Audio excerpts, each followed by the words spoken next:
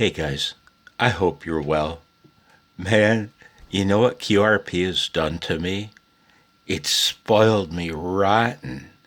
It's giving me problems, man. And it's not the QRP that's the issue. The issue, the issue is that this POTA operator, Kilo 5 Echo Charlie in Kansas,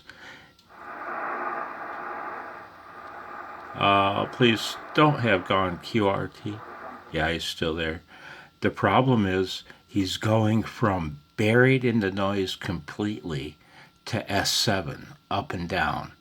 That was a while ago. Now he's going from buried in the noise completely to like S4, S5.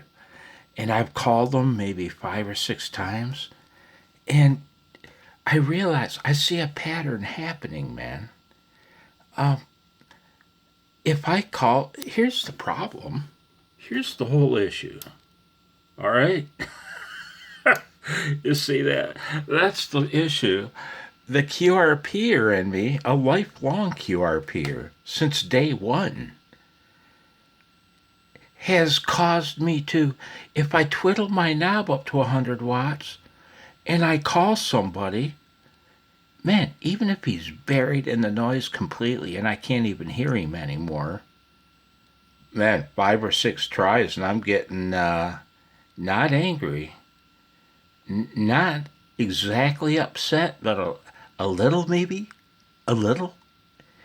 And I'm getting more and more indignant with every call I make, with every unanswered call I make. And I'm a lifelong CW op, right?